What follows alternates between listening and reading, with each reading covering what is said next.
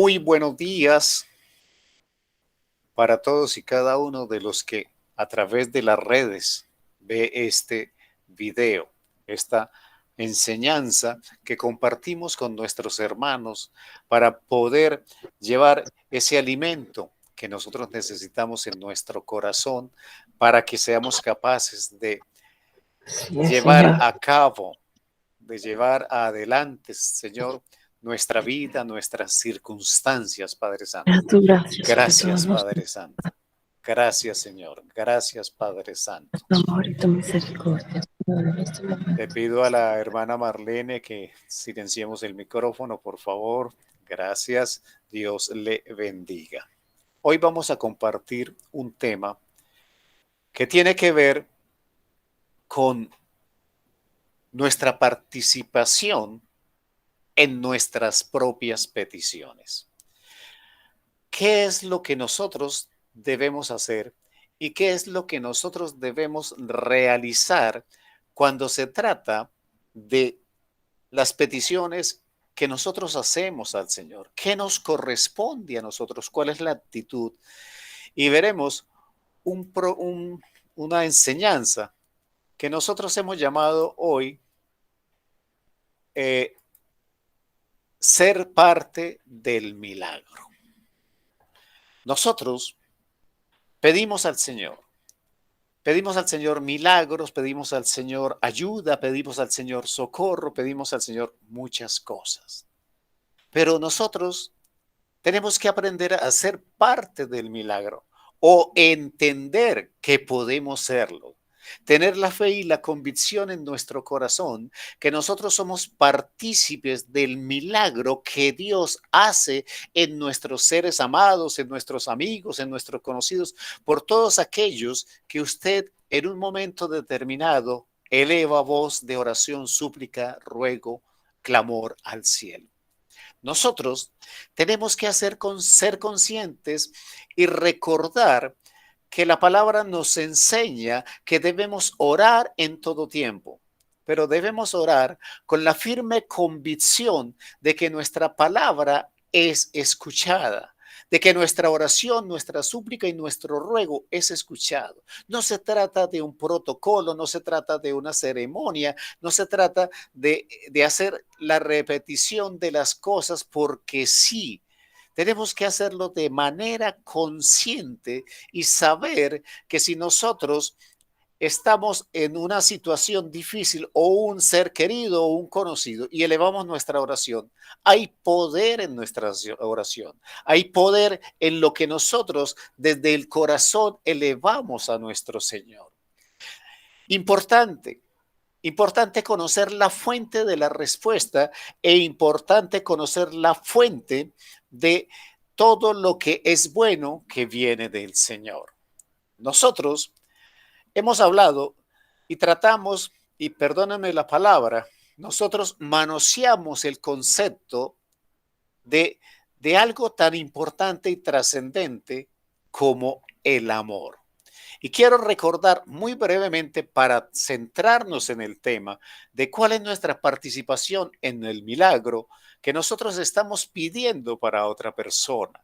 Entonces, quiero que recordemos la definición de amor que está en el capítulo 13 de Primera de Corintios. Usted la puede tener ahí y recordar permanentemente. Primera de Corintios, capítulo 13, del capítulo 4 al 8, del 3 al 9 aproximadamente, el que usted quiera tomar. Yo voy a tomar desde el capítulo 13, versículo 4 y 7. Vamos a hablar, vamos a recordar el concepto, la definición de lo que es el amor según la palabra. Dice la palabra del Señor en Primera de Corintios, capítulo 13, versículo 4 al 7. El que ama tiene paciencia. Si tú amas, si tú esperas, si tú llamas al Señor, el amor que tú dices tener al Señor también tiene que tener paciencia. ¿Y en qué? En todo, dice la palabra. El que ama tiene paciencia en todo. En relación con los demás, ¿qué dice? Y siempre es amable. El que ama no es envidioso. Está hablando de que no piensa en sí mismo, ni se cree más que nadie. No es orgulloso, no es grosero, ni egoísta. No se enoja por cualquier cosa. No se pasa la vida recordando lo malo que otros le han hecho. No aplaude a los malvados, sino a los que con la verdad, a los que hablan con la verdad. El que ama es capaz de aguantarlo todo, de creerlo todo, de esperarlo todo, de soportarlo todo. Esta es la definición de amor que el Señor nos deja en su palabra. He resaltado varias cosas. He resaltado que siempre es amable. El que ama en Cristo Jesús siempre es amable. No es envidioso ni egoísta y es capaz de creerlo y esperarlo todo. Pero para creerlo y esperarlo todo se requiere de un elemento trascendental en nuestra vida de fe y es eso, la fe que nosotros tenemos en el Señor. Si nosotros no partimos de la fe, nosotros podemos intentar vivir en el amor que Dios nos define de esta forma. Pero si no hay fe, no hay posibilidades de que nosotros seamos capaces de llevar a nuestros seres amados o al prójimo en general el amor de Cristo. Recordemos, nosotros como creyentes, y ahora sí hablo a los creyentes en general, no a toda la población, sino a los creyentes. Los creyentes son el instrumento de la manifestación del amor de Cristo a la humanidad. Los creyentes somos los instrumentos que llevamos el amor de Cristo a la humanidad. Tenemos esa tarea. Por eso el amor, la definición del amor nos dice que nada de conflictos, nada de envidias, nada de egoísmos, aguantarlo, soportarlo todo, ¿sí? No quiero hablar ni decir, ni llegar al punto en decir que se deje maltratar, pero sí entender que el mal y la agresión que otras personas te hacen tiene fundamento en la posición y la opresión y la, influencia que el enemigo pueda estar teniendo en esas personas. Nosotros tenemos que entender que cuando nosotros somos agredidos y somos llevados a unas situaciones incómodas, no es la persona, es la influencia que esas personas están recibiendo. Pero todo esto de la definición del amor es para recordar algo que quizás nosotros olvidamos. Nosotros somos creyentes, cristianos, hijos de Dios y sabemos doctrina y hacemos rituales y vamos al culto y vamos al ayuno, vamos a la vigilia, etcétera, etcétera. Hacemos las cosas que tenemos que hacer. Y creemos que estamos haciendo bien. Es más, decimos que no le hacemos mal a nadie. ¿Sí? Nosotros no le hacemos mal a nadie. Pero resulta que hay un pecado que nosotros olvidamos. Hay un pecado que nosotros olvidamos y tiene que hacer referencia a la manifestación de nuestro amor hacia los demás. Por eso quiero que me acompañe a un tema de conocimiento, a un tema de decisión que usted debe tener claro en su vida.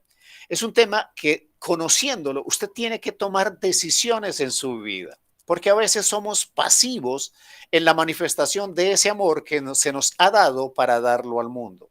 Y dice en Santiago 4:17, y por favor resáltelo. Yo voy a leer la versión de la traducción del lenguaje actual. Bueno, no, perdón, la NBI, la nueva versión internacional, perdón. Dice la palabra del Señor y ténganlo en cuenta.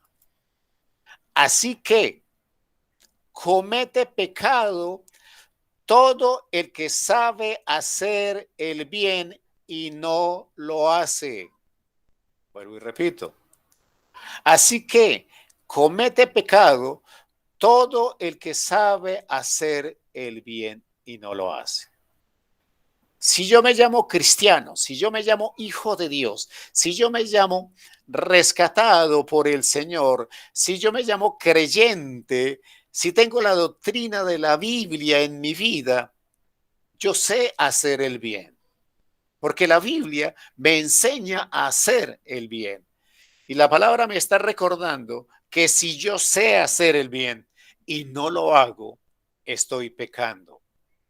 Interesante, duro, directo, claro, definido este versículo para nuestra vida.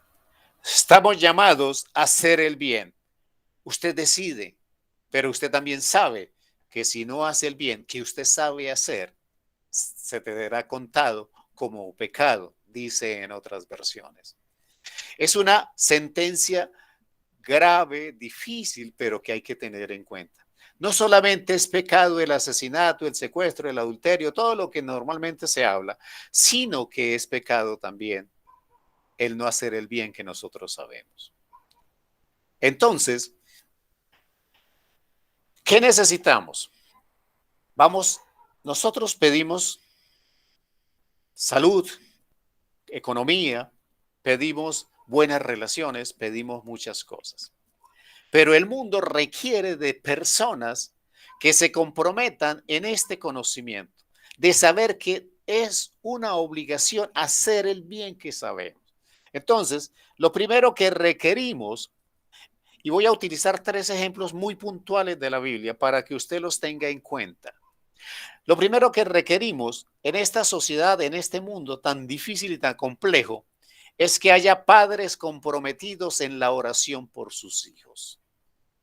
Entonces, nosotros debemos saber que los padres que con fe, constancia oran por sus hijos al Señor, tiene que haber padres que dejen su vocabulario de negativismo, de pesimismo, que quiten su vocabulario de desastre de su vida, porque su vida, su palabra está influenciando la vida de sus hijos. Tiene que haber padres comprometidos en enseñar del Señor a sus hijos.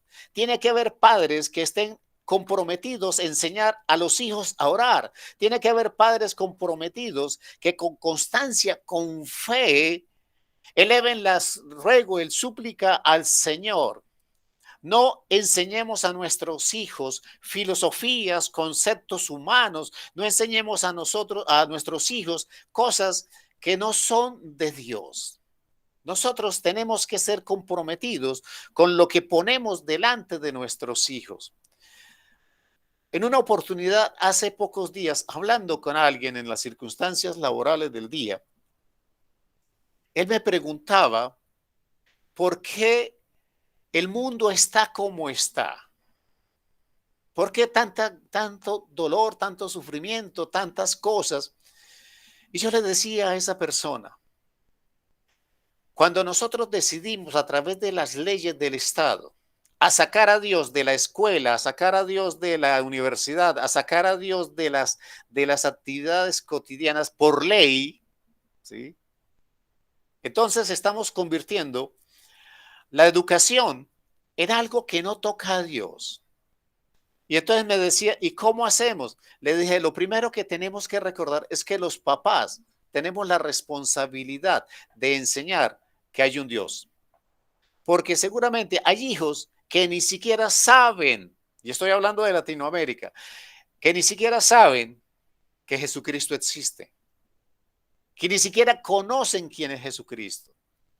Porque pretendemos que se lo enseñen en la escuela. Ah, pero en la escuela quitaron a Dios. Es prohibido hablar de Dios. En el colegio prohibieron hablar de Dios. En la universidad prohibieron hablar de Dios. Entonces, ¿quién tiene la potestad? La potestad de conocer de Dios tiene que ser dada por los padres, ¿sí? Y entonces, recuerdo unos versículos de la Biblia que hablan de un ejemplo hermoso. ¿Ustedes recuerdan a Jairo? Entonces, Jairo, ¿a dónde recurre en la situación que él tiene? Marcos 5, 22, 23 dice, y vino uno de los principales de la sinagoga llamado Jairo, cuando le vio y se postró a sus pies y le imploró mucho diciendo, mi hijita está agonizando, ven, pon las manos sobre ella para que sea salva y viva. ¿En quién tenía puesta la fe Jairo? Como padre, en Jesús. Puso la fe en Jesús. ¿En qué estamos poniendo la fe nosotros como padres? Nosotros nos quejamos de las circunstancias difíciles que viven nuestros hijos, pero nosotros, ¿en quién estamos colocando la fe? ¿Sí? Y la palabra continúa diciendo en el caso de Jairo, Marcos 5:36, pero Jesús, sin hacer caso a esta palabra que se decía, dijo al principal de la sinagoga, no temas, solo cree. El Señor, usted recuerda la historia de Jairo. Jairo viene y pide el milagro, pide que Dios, que Jesucristo intervenga. Luego aparece la mujer del flujo, se le atraviesa en el proceso, lo demoran, etcétera, etcétera. Y luego viene un grupo de personas de su casa a decirle que la hija ha muerto. Entonces, Jesucristo le dice que no haga caso de eso. Y Jesús mismo no hace caso de eso que se estaba diciendo. ¿Qué le dice Jesús a un padre angustiado que tenía a una hija enferma y luego le vienen con la noticia de que está muerta? ¿Qué le dice Jesús? Solo, no temas, solo cree. Judith, no temas, solo cree. Wilmer, no temas, solo cree. Entonces, nosotros tenemos como padres, como creyentes, como hijos de Dios, tener la firme convicción para no temer, porque el temor no es de Dios. Y tener fe, una profunda, arraigada y concienzuda y tesuda fe que no nos permita temer. Pero ese es el ejemplo de los padres y se da quizás de manera natural. ¿Cuál padre, cuál madre no ora por sus hijos? ¿Sí? Quizás el que no conoce de Dios, quizás el que no entiende, pero sufre el dolor de las situaciones de sus hijos y clama al cielo de alguna manera. Pero, ¿cuántos de nosotros oramos por los seres queridos en general, por esos allegados, por esos conocidos? Hay un grupo de personas que son los padres que deben estar comprometidos en fe y en oración para que participen del milagro, ¿cierto? Ahora, hablemos de ese grupo de personas que oran por sus seres queridos, por sus allegados, por sus conocidos. Porque no está nuestra responsabilidad limitada a nuestra familia. Nuestra responsabilidad se extiende a todas las personas que tienen que ver de una manera o de otra con nosotros. Es más, se extiende a toda la humanidad. Si usted es creyente, es hijo de Dios, en usted está la potestad de la oración, del clamor y la súplica, también por lo que está pasando en el mundo. Entonces, queremos participar, ser parte del milagro. Entonces, como padres comprometidos, oramos sin cesar por nuestros hijos. Pero también hay un ejemplo maravilloso, hermoso, que se encuentra en la Biblia. Mateo 8:6. Dice la palabra del Señor, diciendo, Señor, mi criado está postrado en casa, paralítico, y sufre terribles dolores. ¿Estamos hablando de quién? Estamos hablando del centurión. Tiene un criado, pero es un centurión que tiene de alguna manera afecto por su criado. Y él hace lo que tiene que hacer e ir a Jesucristo a buscar la ayuda que requiere. Y le dice, mi criado está postrado en casa, paralítico, y sufre terribles dolores. El Señor se compromete con el centurión, empieza a caminar hacia su casa, pero el centurión entiende la dimensión de lo que sería que Cristo Jesús entrara a su casa y le dice entonces, respondió el centurión y dijo, Señor, no soy digno de que entres bajo mi techo. Solamente di la palabra y mi criado será sanado. ¿Qué demuestra este versículo? La fe del centurión. Pero voy a hacer una pregunta. ¿Será que la hija de Jairo tenía fe? La Biblia no lo dice, pero Jairo sí tenía fe. ¿Será que el criado de este centurión tenía fe? La Biblia no lo dice, pero el centurión sí tenía fe. Usted está pidiendo un milagro, está pidiendo una, una sanidad, está pidiendo una restauración de la economía, está pidiendo restauración de las relaciones. ¿Será que esas personas tienen fe? Déjeme decirle, no importa. Depende de que tú tengas fe. Entendamos lo importante de esto. Entendamos lo importante de esta responsabilidad, pero también del poder que tenemos en nuestro ser por la fe que tenemos en el Señor. La hija de Jairo estaba muerta. No tenía ya fe, opción de fe. El criado quizás ni sabía de Dios. ¿Quién sabe de qué cultura sería? Pero ¿qué se necesitó? La fe de un padre, que era Jairo. La fe de un centurión que hizo lo que tenía que hacer. Y dice la palabra en Mateo 8:13. Entonces Jesús dijo al centurión, ve. Y lo importante, lo trascendente, lo que tengo que entender en mi vida es que Cristo le dice, y como creíste, te sea hecho. Si tú crees que tu familiar se va a convertir y tienes fe en eso, te será hecho.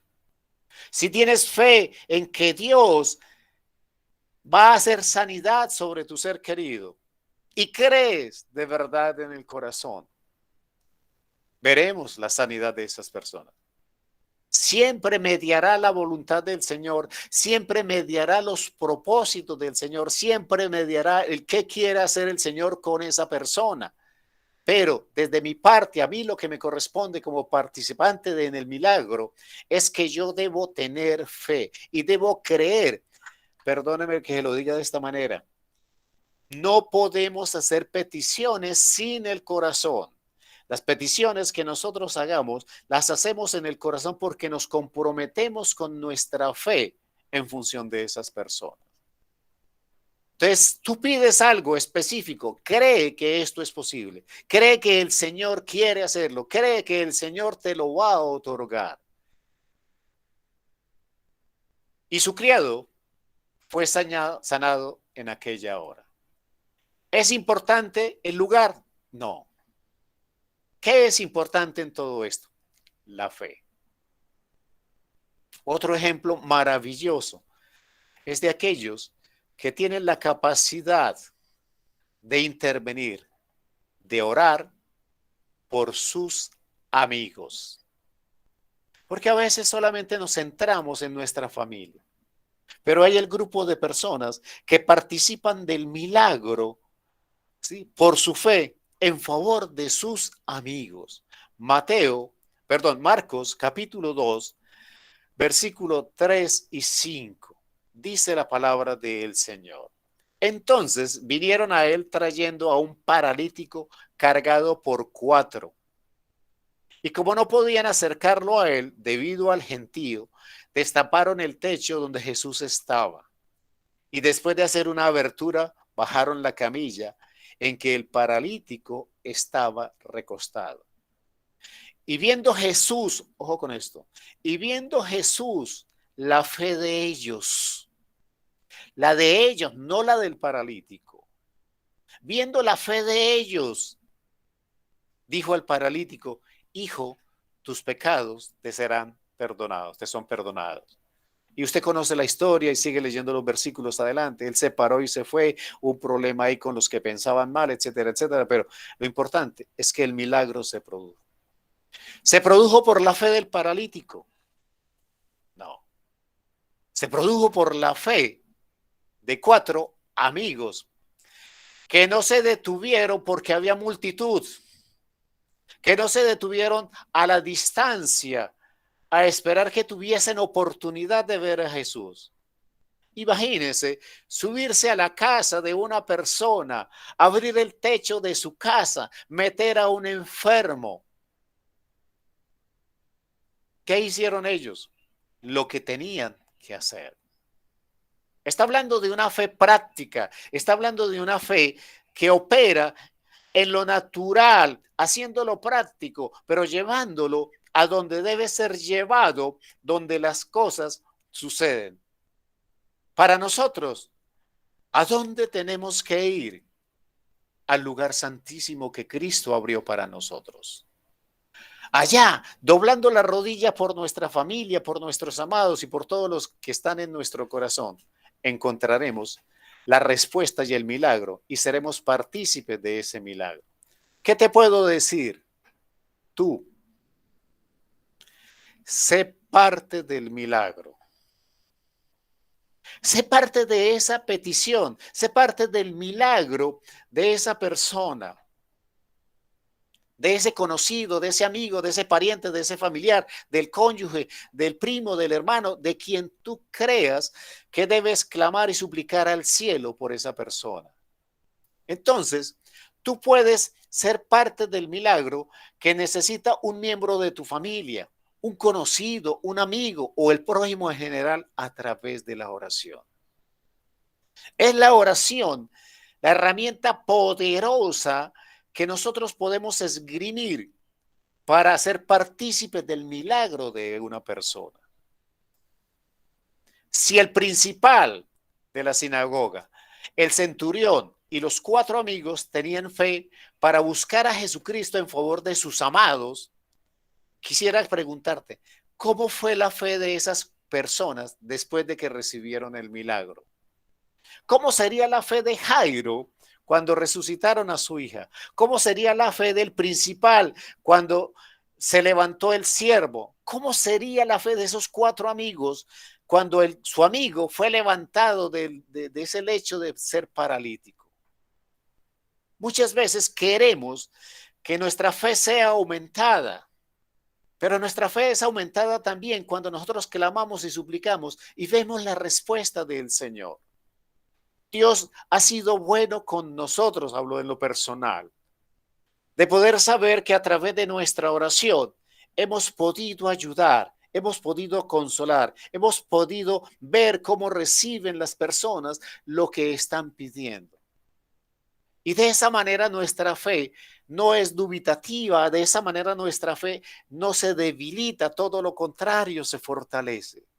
Cuando un hermano como ustedes, una persona me escribe al WhatsApp o me llama por teléfono o me la encuentro y me dice, pastor, gracias. ¿Por qué? Ah, no, es que usted hace como 6 años me dijo tal cosa, lloró por mí y salió así.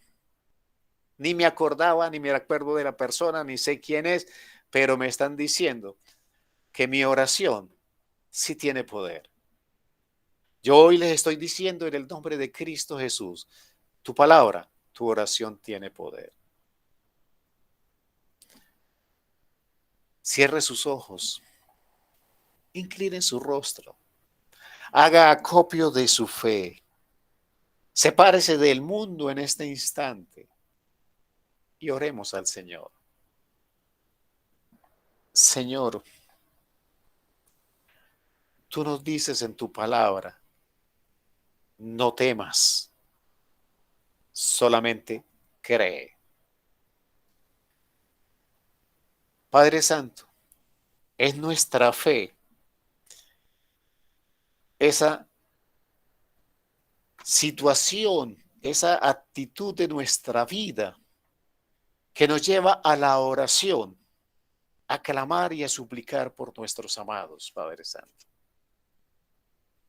Y tú nos dices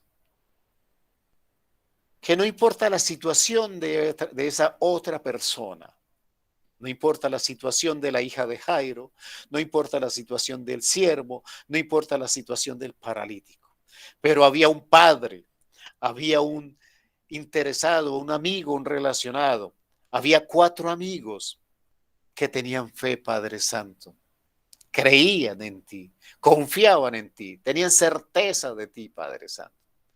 Y nosotros queremos tener esa fe, Padre Santo, en nuestro corazón.